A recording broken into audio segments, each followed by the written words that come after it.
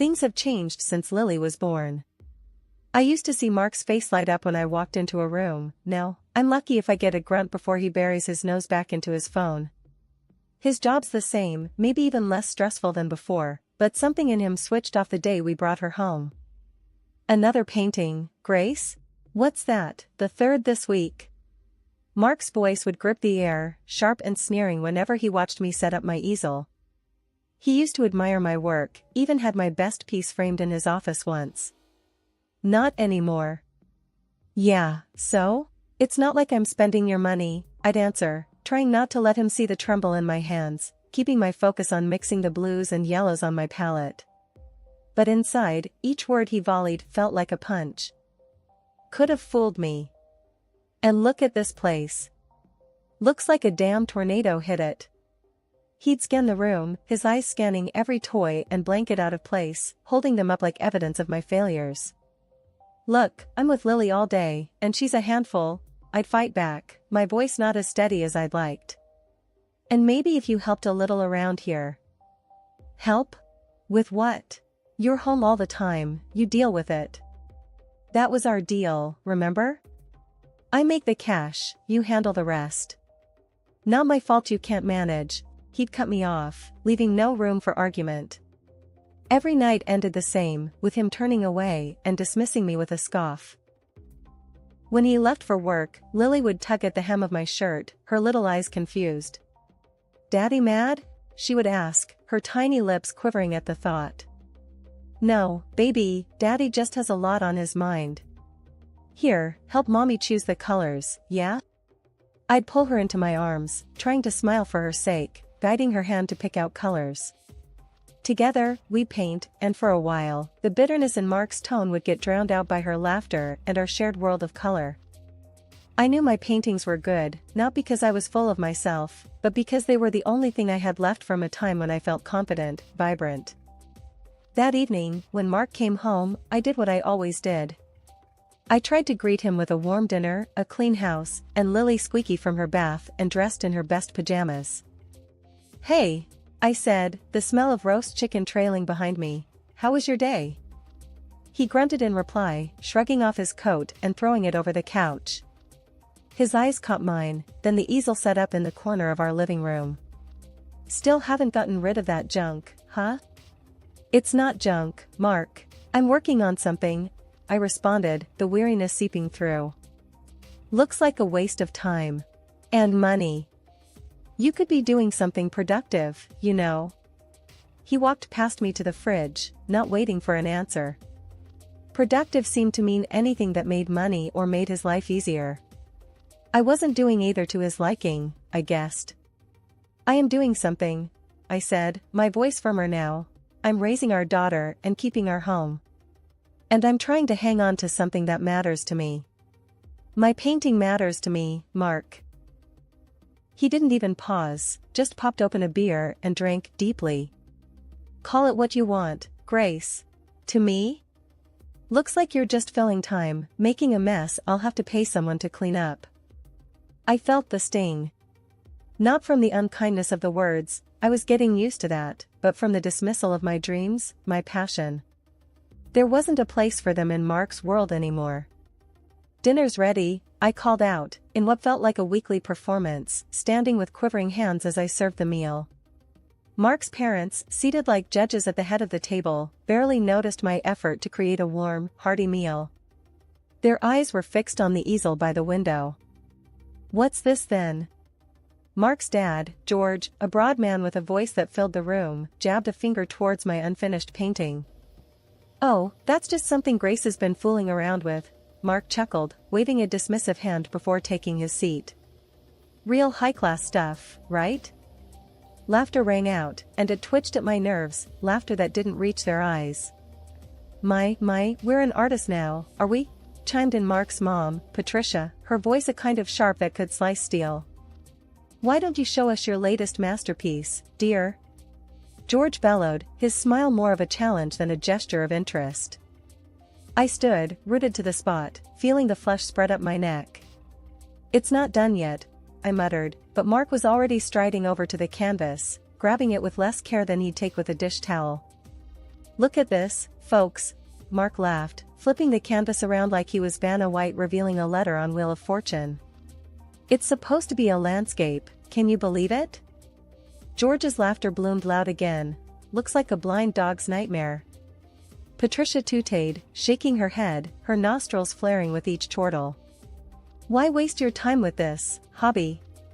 Get a job or do something, anything, productive.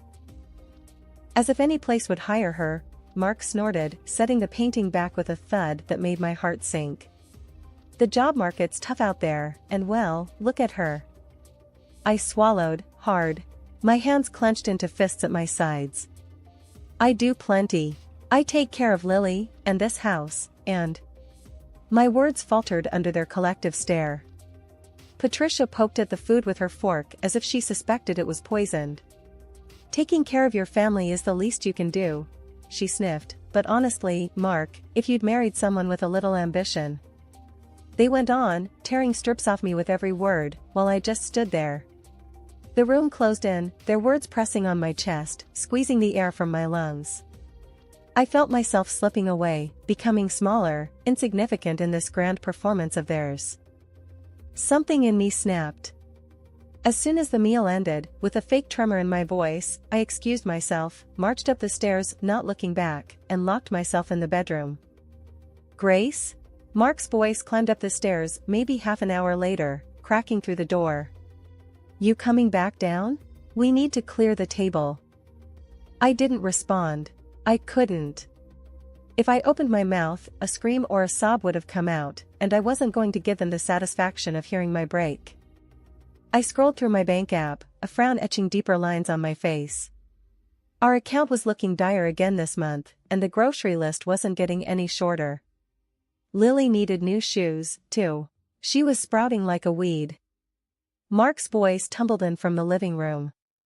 Grace, why is there a charge for $48.95 for Martin's art supplies? Just picked up a few things, I said, tapping through the app to transfer what remained of my personal savings to cover it. I needed them. Needed? Come on, Grace. That's money we could have put towards something important, isn't it? His voice was flat, bored even, with a hint of something else. Was it disappointment, frustration? I sighed. Art is important to me, Mark. The same way your golf is important to you.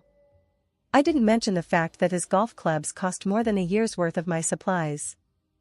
Yeah, but golf is networking, it's part of my job. What does your painting get us? A cluttered house and wasted cash, he said, grumbling. It gets me through the day, I murmured, feeling that old, familiar tug-of-war in my chest. Mark snorted. Through the day? We have to be smart about money, not just spend it on whatever gets us through the day. Budget, Grace. Budget. That word felt like a choke chain. I pay for my art supplies with my own money, Mark. The money I had before. I trailed off, not wanting another fight. My before was a long-gone chapter, one that contained a job, independence, and a once-shared dream of my own gallery. Your money's our money, isn't it? He shot back, the insinuation that my financial independence was history, clear in his tone. And that your money is running out fast. What then? Later at the store, I chose the cheaper brands, counting every cent, every compromise. With the rest, I bought the smallest tubes of paint, the ones I could slip into the cart without raising eyebrows. Back home, I unpacked the bags with robotic precision, every item a testament to our tightrope walk above financial ruin. Putting back some luxuries, are we? Mark commented, his gaze landing on the no-name cereal and store-brand pasta.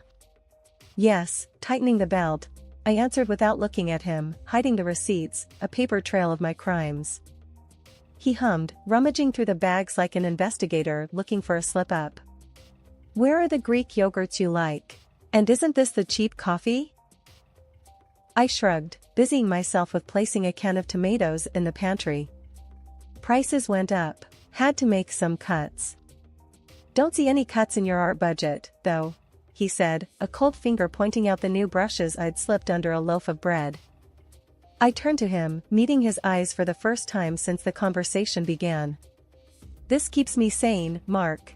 My art keeps me sane. My voice was firm, and I clenched my fist around the countertop to stop the shake in my hand. Well, sanity's quite the luxury item these days, eh? He nodded towards the brushes, his words deliberate, biting. That night, I painted not out of passion, but frustration. Each stroke was a challenge, a cut from our personal budget to fit it within the constraints of Mark's expectations. But as I worked, I remembered a time when these brushes were a joy to hold, not a weapon I had to defend. Mark was somewhere across the country, tangled up in business trip meetings when he decided to drop the latest task on me. His voice buzzed through my phone, sounding like he was already out the door before he even finished his sentence. "Grace, you gotta pull together a birthday present for my boss's wife, Clara. Her big day's in a week." "Okay, do you have any cash set aside for that?" I asked, squinting at our already tight budget on my laptop screen. "Nah, you figure it out. Just make it look like we put some thought into it," he muttered, sounding distracted. "Hang on, you want something nice, but I'm supposed to magic up the funds for it?" I could feel the heat rising in my cheeks. "You always find a way. Make it happen, Grace." And with that cheery little line, he was gone. I let out a long, slow breath, closing my eyes and trying to push back the frustration gnawing at my last nerve. Didn't have the cash, but I needed something that would knock Clara's socks off. No pressure, right? After a deep dive into Clara's online world, it was clear she had a thing for art. Her feed was full of gallery visits, pictures of canvases that probably cost more than our car. She even had photos with artists, talked about supporting the arts, patronage and all that jazz. An idea sparked, and I grabbed it before it could blaze out of my mind. A painting, from me. I had the paints. I had the canvas. I sure as hell had the motive. I'd give Clara something no one else could, not off some high street. I spun the idea in my mind, letting it settle. I could picture the brush strokes already, feel the drag of bristles against canvas. It would be personal, and it'd be free. Bonus. A painting, then. Decision made. I was going to need every minute of every day if it was going to look anything like the kind of stuff Clara posted. I pulled out my old easel, set it up in the living room, and got to work. All the while, fingers crossed that my little slice of creativity would cut it in the high-stakes world of business birthday gifts. Day 1 postmarks bombshell. I'm standing in the middle of my makeshift studio, a corner of the dining room I've cleared out, pushing the table against the wall. The morning light streaming in, kinda highlighting the chaos of my art supplies spread all over. "Mommy, what's all this?" Lily, my 6-year-old, parks herself right in the middle of the chaos, her eyes as round as the splattered paint drops on the floor. "Mommy's gotta make a birthday present, baby." I reply, rifling through old brushes with bristles stiffer than my back feels. "For who?" She picks up a brush, examining the crusty edges like a pro. "For a lady Daddy works with," I explain, snatching the brush from her before it becomes a makeshift sword or fairy wand. Lily's forehead scrunches up in confusion. "But why can't Daddy buy something?" "Lily, go watch your cartoons, will ya? I need to think." I'm not in the mood to unpack the complexities of our bank account or my marriage to a kindergartner. Grumbling something under her breath, sounding too much like me for comfort, she trots off to the living room, leading me to my quandary. The week grinds by. I'm pulling double shifts, daytime mommy, nighttime Picasso. The canvas starts to fill, taking on a life of its own. Something abstract, something that feels kind of like the whirlwind that's my life lately. I don't hear a peep from Mark. No check-in calls, not even a text asking how it's going. Guess he's too wrapped up in his charts and deals, and whatever he does that's too important to ring his wife. Lily, on the other hand, is my tiny shadow, always creeping back to watch me paint. "You're really good, Mommy," she says on what, day 4? "You should draw stuff more." I smile because that's probably the best review I'll ever get. "Think so, huh? Maybe I will." The night before the big reveal, the painting's finally staring back at me, done. It's not just art, it's everything I haven't been able to say or do, all poured out onto canvas. I can't sleep that night, tossing and turning, thoughts swirling in my head. What if Clara hates it? What if Mark thinks I've wasted my time? What if? But the morning comes, clear and bright. The painting's wrapped up, no fancy paper, just brown parcel stuff, but neat. A nice bow from Lily's hair ribbons, because why not? So, there I was, at the boss's wife's birthday bash, my arms wrapped tight around a package, the painting I hoped would be a hit.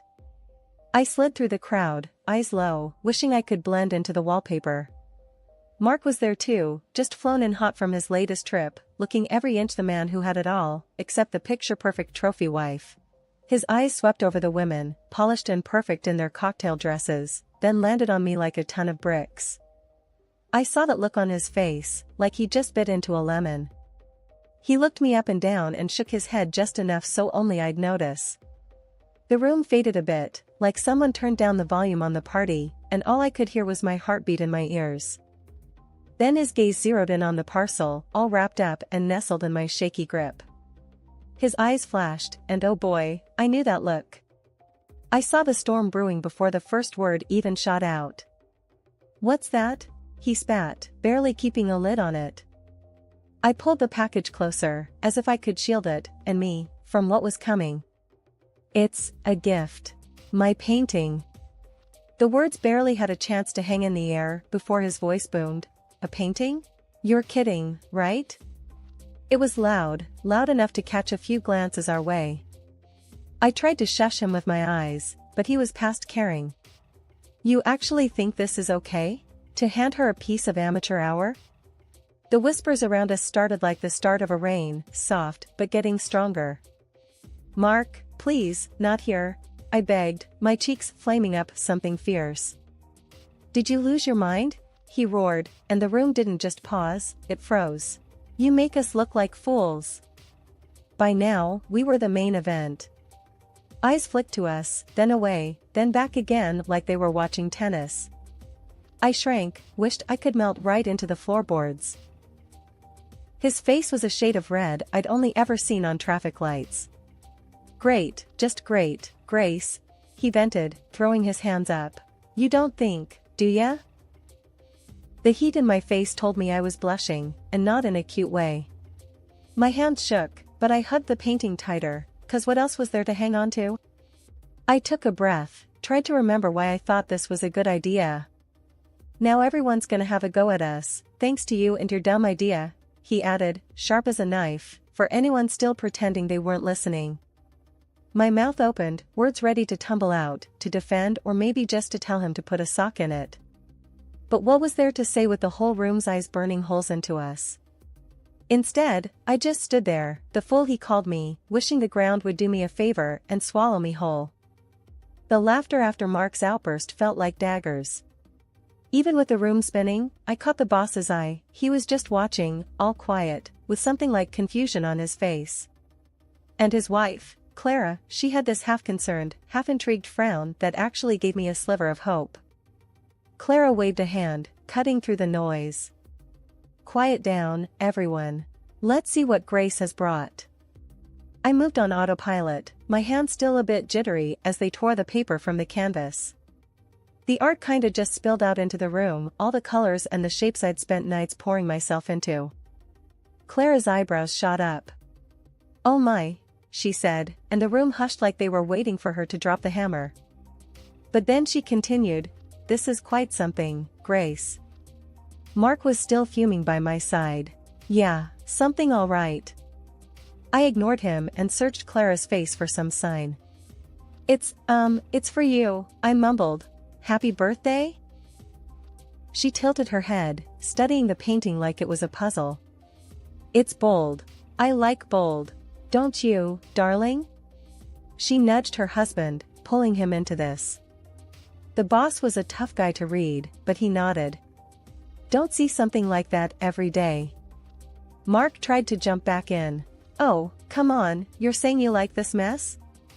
And there it was, the snap in Clara's voice as she turned to him with a squint. "Mark, I'd watch it if I were you. Your wife has talent, and I won't have you embarrass her any further. It's unbecoming." The room fell into this tense kind of quiet, the kind where you could hear someone sneeze 3 houses down. "Look at the colors, the feeling in it," Clara was saying now. "It's got life." Mark tried for a save. "Well, sure, if you like that sort of thing." But Clara cut him off. "I do. It's decided. This goes right in the foyer." I blinked. Was this actually happening? "You sure, babe?" the boss chimed in. "It's not exactly." Clara shot him a look, and he trailed off. "Standard. Right. It's unique." Her arm shot out to me, a beacon in the high heels and overpriced suit. "See? Thank you, Grace. This here's a real gift, folks. It's got soul." And just like that, the murmurs started up again, but they had a different tune. People were nodding, some even looking at me with what felt like respect. Clara, still holding my painting like it was a treasure, turned her eyes on me again. "So, Grace," she said, drawing the room's focus, "ever thought about showing your work? Like in a gallery?" Mark let out a scoff. I heard it, but my eyes were glued to Clara. "Nah, who'd want to see my stuff?" "Don't worry, Grace. I would. And I know people." Clara's voice was firm, her eyes sharp. Mark tried to laugh it off. "Come on, Clara, she's just dabbling." Clara quirked an eyebrow at him. "So she dabbles better than some pros I know." "What's it to you?"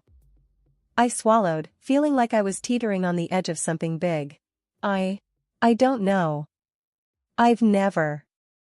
"What's to know? You jump in. I'll help. Right?" Clara's look said she wasn't asking, she was telling. A giggle slipped from me. It was nervous, a bit wild-sounding even to my own ears. "Sure. Right." Clara beamed. "Good. It's settled then." After that, whispers flitted around like moths to a flame.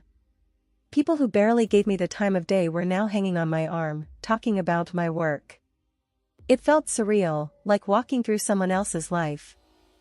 Mark was suddenly there again, his hand on my back almost scalding. "You're not serious about this, are you?" There was that edge in his voice, like a knife threatening to cut. I turned to him, feeling the weight of the crowd, the pull of something new. "Yeah, I am." My voice was stronger than it had felt in years. He looked at me, really looked at me, for the first time that night. "But, what about us?"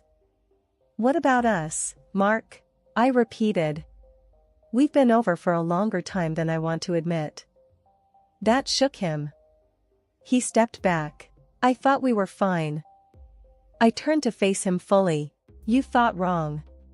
The words were colder than I intended, but they needed to be said. Mark ran a hand through his hair, looking beaten. "So what, we just end it?" I looked down at the color splashed across the nails on my fingers, at the rings that didn't mean what they were supposed to anymore. "We ended it a long time ago. Now we're just making it official." He didn't have anything to say to that. I watched him walk away, his shoulders hunched. Clara's hand touched my shoulder. "You okay, hon?" I nodded. "I am. Thanks to you." She winked. "What are friends for, right? And you, Grace?" She paused, giving my shoulder a squeeze. "You're going to light up this town with your art. Just you wait." And with that, I felt my heart start to hammer for a whole new set of reasons. Ahead of me, there wasn't just an ending. There was a beginning, and it was painted in the boldest colors I could imagine. Lily and I? We'd be more than fine. We'd be us, unapologetically, unfalteringly us.